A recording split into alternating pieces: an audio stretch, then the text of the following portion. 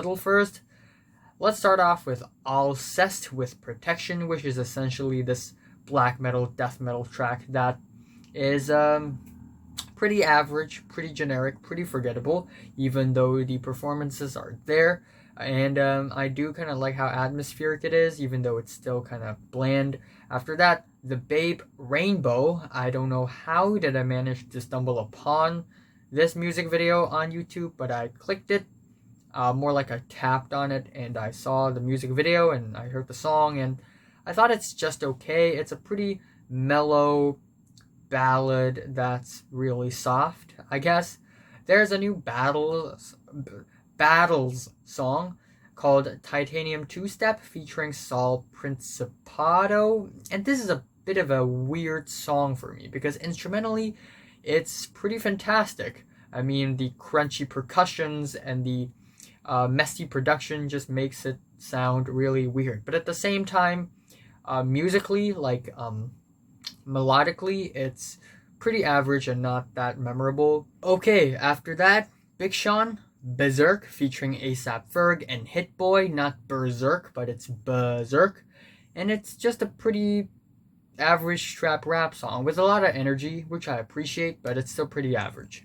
After that, Bombay Bicycle Club has a new song called Eat, Sleep, Wake, Nothing But You. And it's a pretty mellow and soft, sort of almost post-punk-ish track without the energy. And I do kind of like the slow, dreamy vibe of the song, but that's pretty much the extent of it. After that, Charli XCX had saw fit to drop a bunch of singles, like her entire album are all singles on YouTube now. That includes Cross You Out featuring Sky Ferreira, which is basically just an okay song. Instrumentally, it's not that great. Same goes for the track Warm featuring Haim. Again, I like, I mean, it's not a generic, boring pop song at all, but it's also not that great. Then we also have the track Miss You, which is apparently one of the songs to the latest season of 13 Reasons Why, which sucks. And lyrically, the song is also, talks about being bullied in school and all that, and lyrically, it's not all that great. But still, instrumentally, melodically, it's okay. It's just okay. Courtney Marie Andrews with Downtown Train is a pretty emotional ballad that's it. That's it.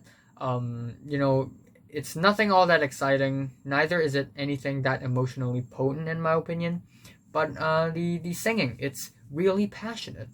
After that, Dojo Cat and Taiga has a track called Juicy, and it's a cutesy little rap song with a bit of a comedic flair to it, which I love. I love how cheeky the performances are. I like the personality that Dojo Cat sort of provides here, but everything else aside from that just makes this track an okay track.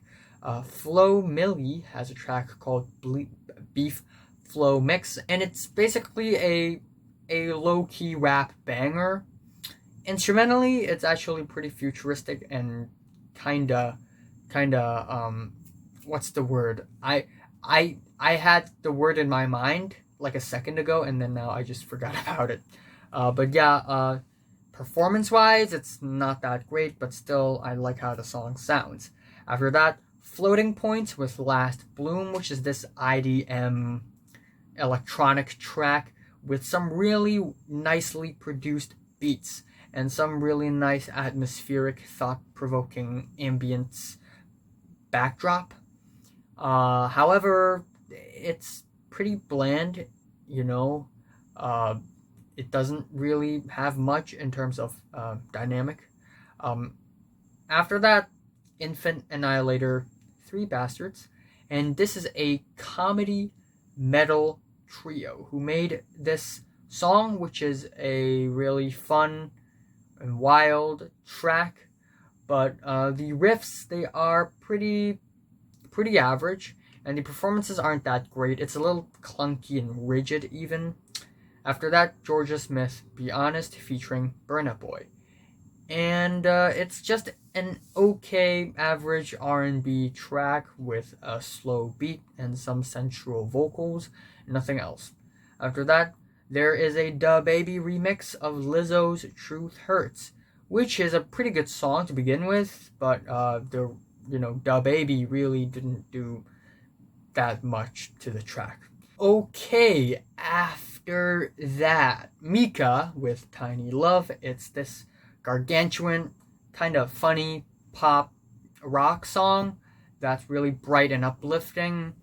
Even though it does have a few awkward moments, momentous awkwardness here and there, but it's still a pretty solid song that's kind of humorous. Okay, I'm itching everywhere for some reason. Maybe it's because today is hot AF. I should just turn on the air conditioning. Anyway, Missy Elliott, she's back! Yay! And she decided to come out with a low-key trap rap song. Not that much of a banger, really. Just a pretty average song. I like that she's not mumble rapping or anything. She's not, trying super hard to appeal to millennials. That's a good thing, but it's still not all that great. Nikki from 88 Rising came out with a track called Indigo, and it's a pretty, normal, regular, okay pop song. And it's just a pretty regular pop song with a cheeky attitude, with a bit of a sass. And with a bit of an attitude, I guess.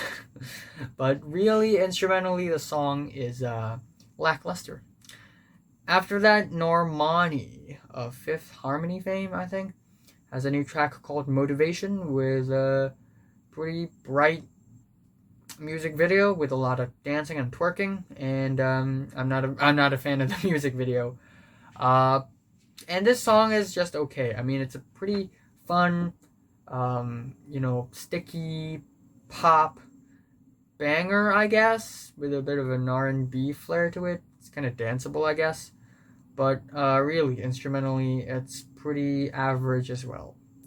After that, Peyton has a track called To Spare, and it's a pretty nice, lukewarm little piece of R&B that doesn't go anywhere. Pixies has a new song. Legendary British band Pixies has a new song called Catfish Kate. And while I love the performances here, I love the production here, the guitars sound rich than ever, but the riffs and the melodies and the chords, they're just pretty average, for Pixies. Poppy has another, half pop metal, half chamber pop, electro pop track, again called Concrete, and it's exactly what you would have expected from Poppy in the year 2019. Pusha T, he's back, has a new track called Sociopath featuring Cash Doll, and I love the performances. They're kick-ass, but the beat, it's just okay. It's pretty underwhelming, pretty spacey actually. Rhapsody is also back with Ibtihaj featuring D'Angelo and Jizza, and all of them give amazing performances. However, instrumentally, the song is pretty average. Again, I have to use the word a lot here, and it's pretty, within your expectations, playing safe and all that.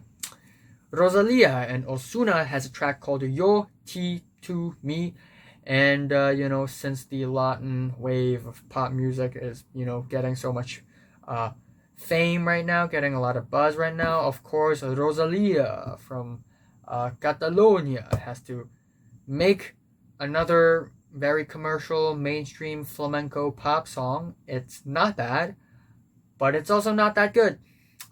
After that, Slater has a track called Cha Ching.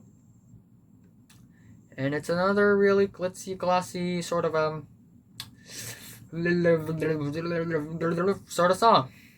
After that, Sleater Kinney has a new song called Reach Out. In fact, they dropped their album, Center Won't Hold. And this is actually one of the more mellow cuts off of the album, also a single, and it's just okay. SOBXRBE has a track called Legend. Again, I like the performances here. It's like they are trying so hard to be, braggadocious and sound hard. They're actually a little offbeat here. The beat is just average, generic, explosive, bombastic, hardcore rap instrumental. After that, Sir, Hair Down featuring Kendrick Lamar, where Kendrick Lamar unlocks another new voice. But really, other than Kendrick Lamar, the song is just an average moany, groany R&B track. After that, or maybe a bit of a soul track. After that, Taylor Swift, Lover. And admittedly, this is one of the better Taylor Swift songs I've heard lately. It's actually really beautiful and enchanting. However, the verses are kind of slow and kind of boring, but the choruses, they soar high in the sky. And overall, I have mixed feelings for the song. Apparently, I also stumbled upon a song called Daily Battles by Tom York and Flea. And I'm going to be honest here, it's not that great. Instrumentally, it's really scant. It's really really uneventful. However, I like the atmospheric vibe of the song. And certainly, Tom York does his usual moany voice, which doesn't really go as well on this track. It just makes the track even more drawn out, but whatever. It's whatever. After that, Tyga, YG, and Blueface has a new track called Bop, and it is a bop. The beat is pretty banger, pretty catchy. And YG's performance and Blueface's performance is amazing. The only thing that's making this song slog is Tyga's performance. After that, Vince Staples with the track So What, which is a song for the Vince Staples show, which is this new thing, where on episode 1, there's this huge brawl in the barbershop. Anyway, this song is, it has a pretty nice beat. The performances are amazing, as always.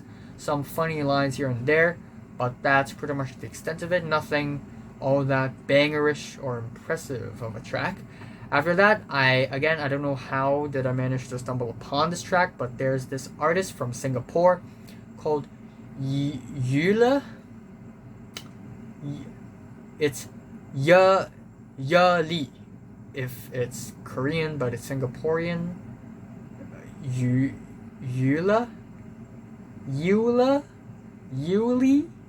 Yuli. Anyway, she came out with a couple of new tracks here. One of them is Pretty Bones, and it's pretty okay. I like the production of the thing. It's pretty futuristic, high tech, high end. However, instrumentally, it's pretty uneventful, and it's drowned, it's buried in its own production. Anyway, Young Gravy, Chief Keef, and Y2K has a track called Tampa Bay Bust Down, and it's a slick, funny country rap track. And it's kind of cheesy, I guess. In a braggadocious way, but it's kind of self-aware of that, At the end, Zach Fluids and Sylvan LeCue with Eyelids. I like the performance by Sylvan LeCue. However, instrumentally, it's just a pretty average sort of R&B tinged auto-tune rap crooner, and it's not all that great. Oh, also I forgot to mention, Swans has a new song called I kind of forgot. I'm leaving. It's coming. It's leaving. It's coming. Oh, it's coming. It's real, and it's actually a really soft and low key country, it's country-esque rock song, and it's nothing like the visceral monstrosity that is their trilogy, the Seer, To Be Kind, Glowing Man trilogy, but it's still pretty nice. And also Anna von Housewolf and another Housewolf is on this track as well, providing some nice backup vocals. But anyway, let's talk about the worst tracks. Boris has a track called Love. They are an every genre kind of band. They kind of try out everything from droney, black metal to pop songs, and this song is a drony black metal track, and it's called Love, and it's really uneventful, kind of bland actually. A pretty mild and tame attempt at drone metal. Again, Charli Puth came out with a new track called I Warned Myself, and of course I wouldn't like it, just like you would have expected. Instrumentally, it's really generic, really average. I mean, he can sing, I guess, kinda, but really, the chorus and the verses, they are bland. They are uninspired. After that, Cigarettes After Sex with the track Heavenly, and honestly, this is one of the least interesting songs I've heard in the past month. The vocals, they're just so drab and so uninteresting, so lackluster, and instrumentally it's just really drawn out and sluggish, and overall it's just such a boring, uninteresting track. Speaking of uninteresting, Elder Brook and Rudimental has a new track called Something About You, and judging by the music video, it looks like it's going to be some sort of artsy art pop track, but really it's nothing but generic electro pop with a very dumb, cheap beat that could have easily came out from like 2016 or 2017 or something, and it's a bland song. After that, Girl Band with Shoulder Blades, which has this messy industrial sort of a rock tune, except they only go halfway when it comes to noisy and dark sounds. They only go halfway and not all the way, and it just ends up awkward AF. It just ends up sounding like a mess. It sounds like they're trying to pull off something poppy here, but at the same time something noisy and industrial here, and it's just a mess. After that, Have a Nice Life, unfortunately. Sea of Worry, coming out with one of the more uninteresting, bland, and boring and uninspired post-punk track. The guitar riffs, they are cheap. The drums, they're pretty usual. It's just somewhere along the lines of that. Liam Gallagher has another track called One of Us, and it's boring. And the vocals, they sound so outdated. I wish Liam Gallagher would experiment with more, zany vocals and not this flat one-note vocal. After that, Lightning Bolt has a track called Air Conditioning, and it's supposed to be this very noisy, grungy, loud, angry, wild, punk rock rager, except the guitar riffs, the vocals, the everything, they're cheap and kinda generic. Second of all, what the hell's with the production of the track? It sounds really muddy, kinda noisy, and not in a good way, not in an experimental, rough, gruff way, but more like in a oops kind of way. After that, Lola Zuayi. I'm sorry if I'm mispronouncing her name. Lola Zuayi. Lola Zuayi. Lola Zoe.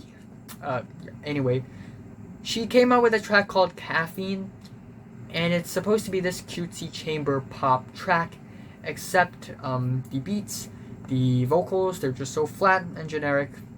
It just comes off as kind of awkward.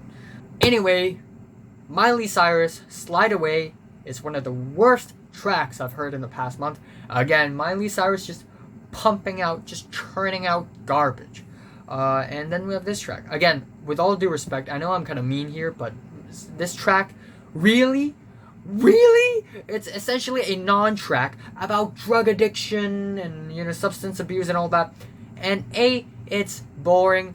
B, what the hell's with the beat? What the hell's with the beat? It's like they came out with this uninspired, drab, half-assed instrumental, and they just slap a regular, sort of a half-assed, cheap beat on top of it and call it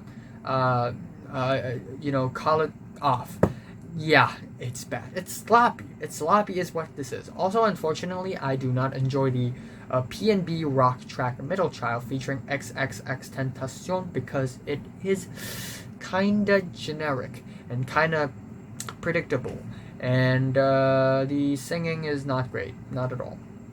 Post Malone has a track called Circles, and it's a ballad, and it's honestly one of the worst Post Malone songs I've heard in a long time.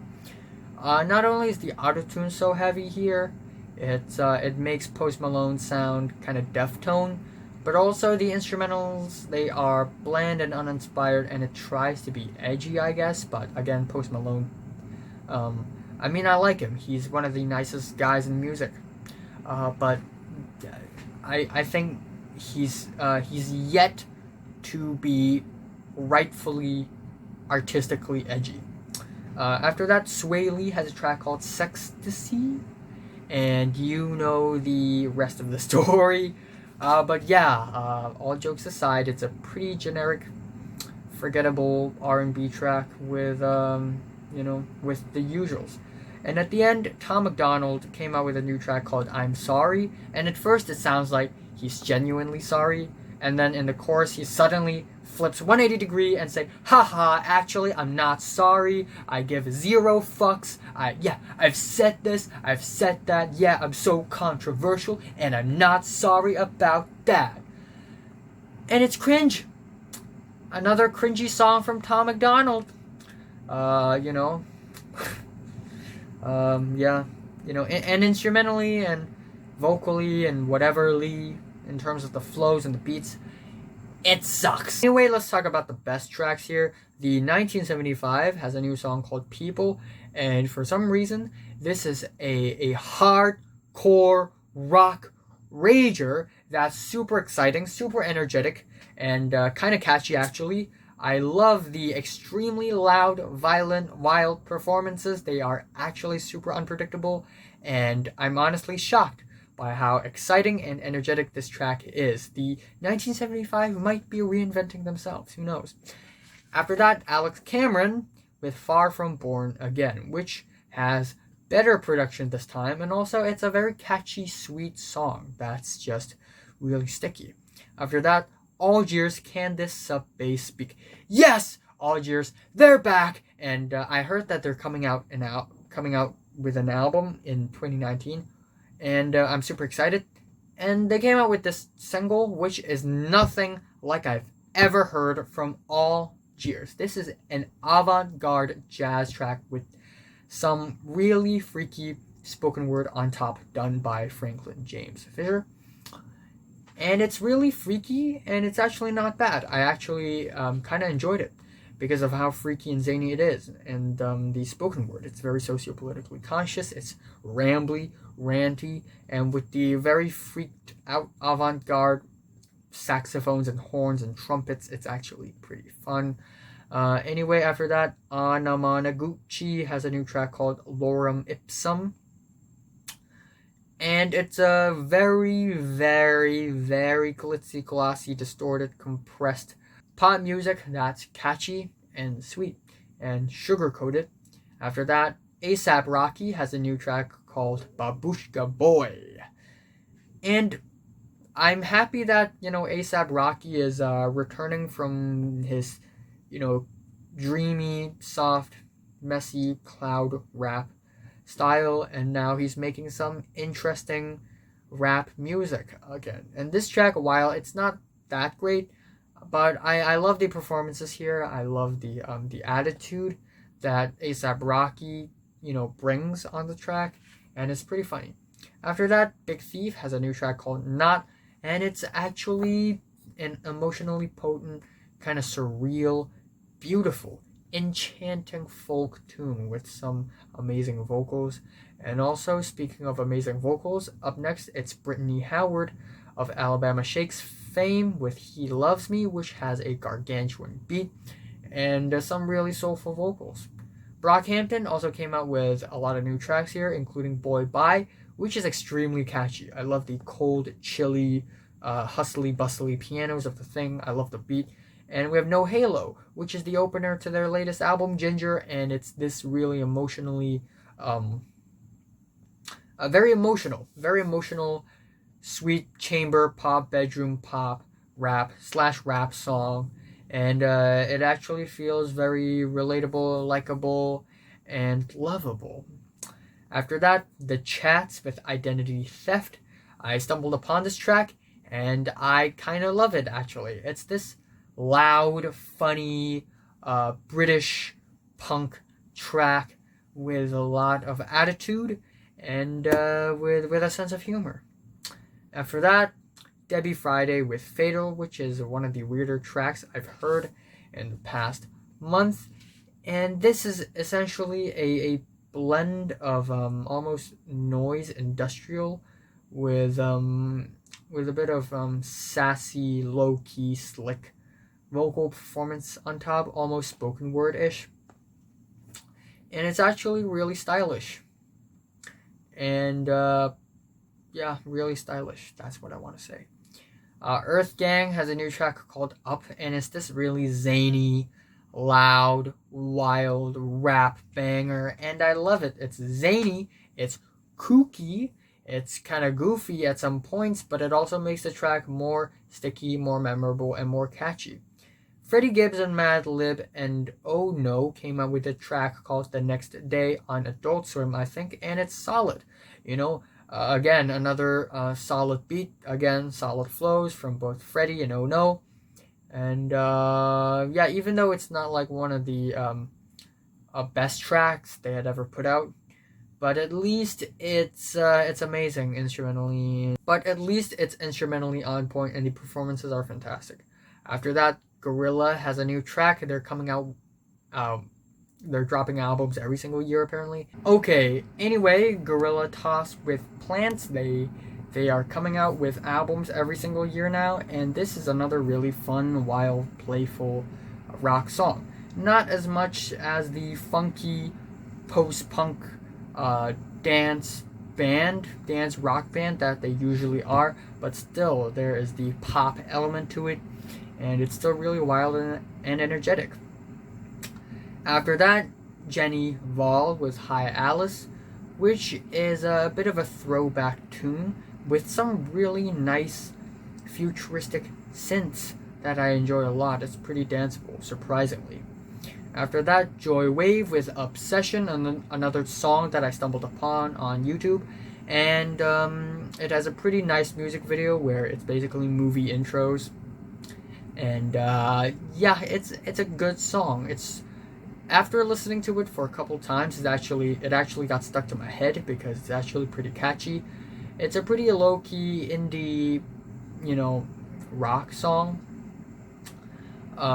with some glitzy, glossy pop production here, a little sugar-coated even. But, the catchy choruses and the melodies just make it sound kind of good.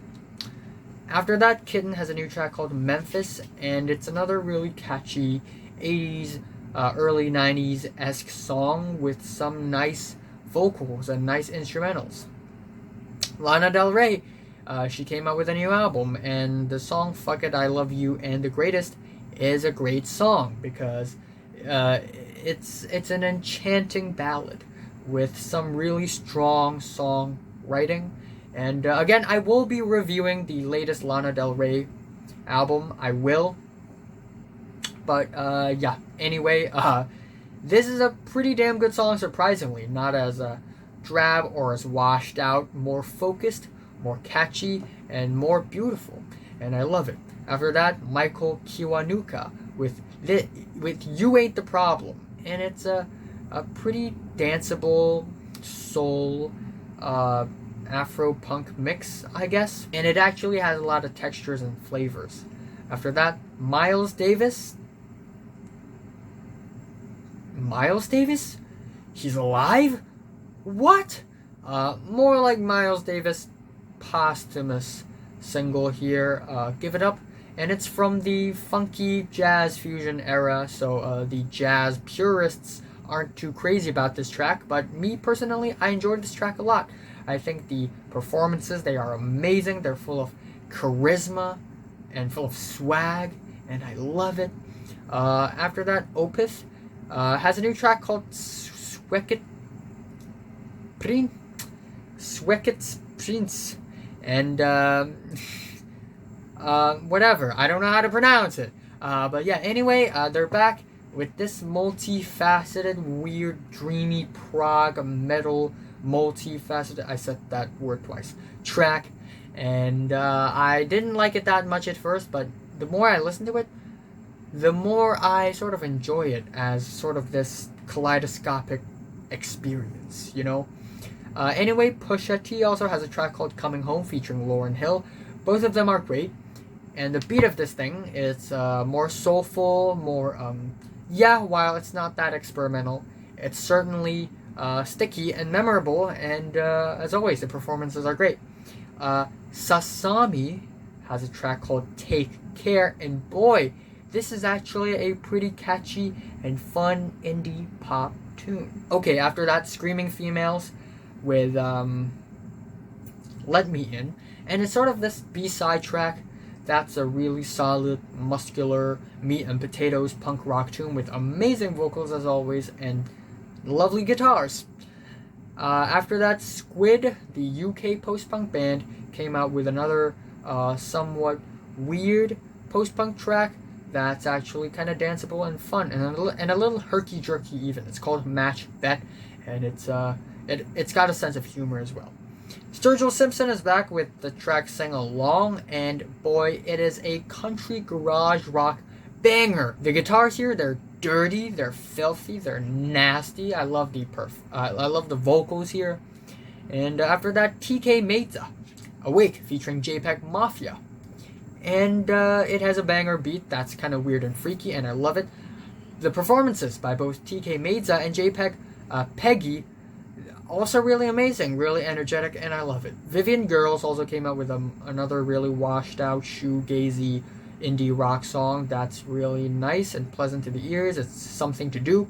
And at the end, we have Wetback Manny with Fuck Ice 2. And it's this really weird, wild, crazy, unorthodox Tex-Mex rap banger that's kind of funny.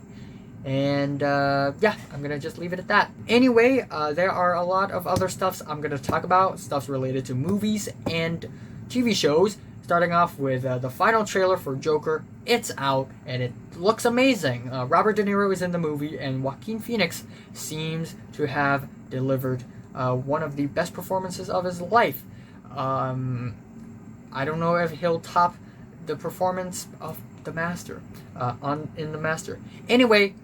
Even more exciting, El Camino, a Breaking Bad movie, hell yeah, depicting the events after the events of Breaking Bad Season 5, the finale, and I don't know if this movie's going to be good or not, but anyway, I have to see it, I must see it. Even though it's a teaser, we see Skinny Pete sort of, telling the FBI, no way I'm going to, help you put Jesse Pinkman in a cage, and I'm excited, you're excited, everyone's excited. After that, new trailer for Jojo Rabbit by Taika Waititi, and it's pretty funny, actually. It looks pretty funny, pretty energetic, and pretty whack, and I like it. And my phone crashed again. Great, but anyway, The Mandalorian is a TV show that will happen very soon, and it's a Star Wars spin-off TV show, and it looks pretty exciting. Pedro Pascal is in it. A bunch of others is in it. Werner Herzog is in it for some reason. This is the next big Jon Favreau project, apparently. And after that, what else am I going to talk about?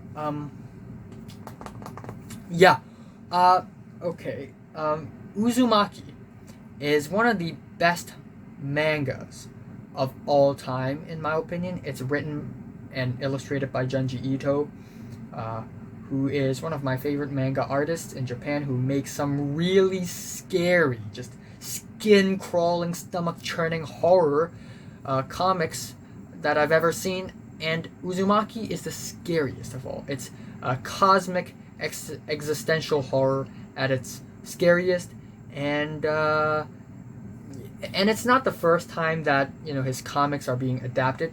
In fact, all the previous Junji Ito adaptations are pretty shitty.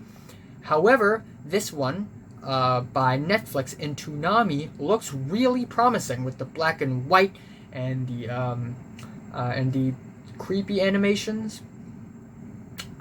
Music by Colin Stetson, who is also responsible for the soundtrack for Hereditary by Ari Aster. And yeah, looking forward to that a lot.